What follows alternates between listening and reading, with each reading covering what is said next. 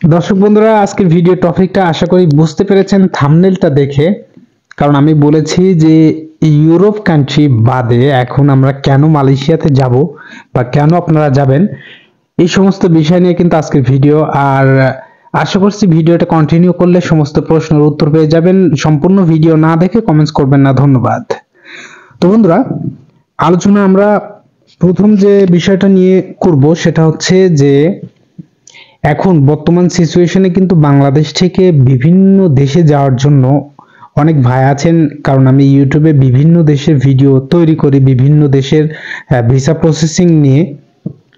তো যতটুকু অভিজ্ঞতা এবং এজেন্সিদের সঙ্গে কাজ করে যতটুকু অভিজ্ঞতা আমি দেখেছি, অগণিত মানুষ কিন্তু ইউরোপের জন্য হয় হতাশ হয়ে দেখা যায় ফ্যামিলির কাছে অনেকে অনেক সমস্যার ভিতরে আছে, আমাকে জানায়, অনেক ভাই আবার ফোন দিয়ে বলেন।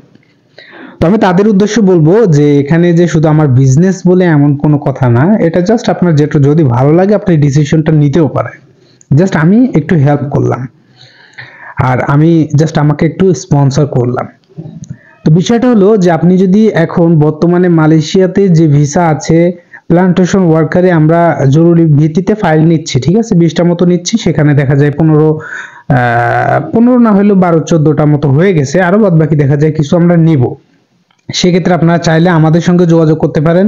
ভিডিও ডেসক্রিপশন বক্সে নাম্বার দেওয়া থাকবে, আর এবং স্ক্রিনেও নাম্বার দেওয়া থাকবে, আপনারা চাইলে যোগাযোগ করতে পারেন।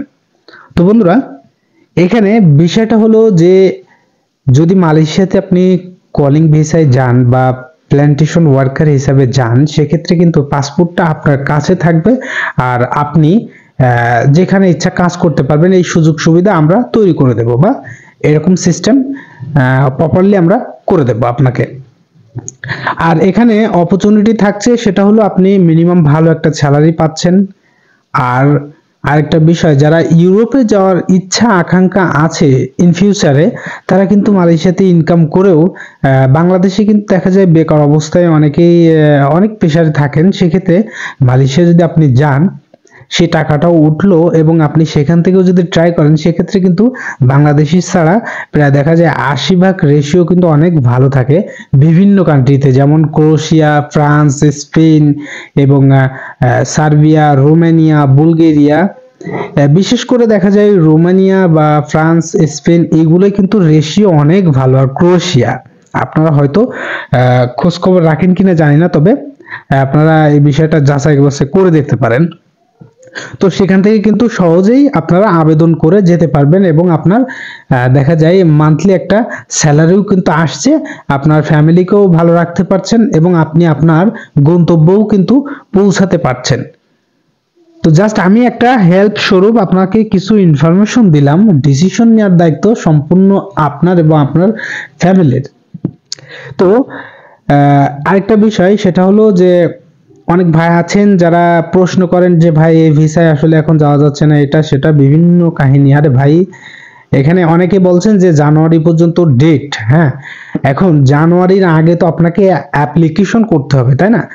ভিসা যে আপনার কবে হবে, বা 1 থেকে 2 মাস, 2.5 মাস, 3 মাসও লাগে, এক্ষেত্রে এই সময়ের ভেতরে যে আপনাকে ভিসা করে নিতে হবে এরকম তো কোনো বাধ্যকতা নাই। আপনারা আসলে বেশি বুঝেন, যারা এজেন্সিদের চেয়ে যদি বেশি বুঝেন সেক্ষেত্রে তো সমস্যা। আর একটা জিনিস আমি মানি যে এজেন্সিদের ভেতরে অনেকেই খারাপ আছে, কিন্তু সবাই না।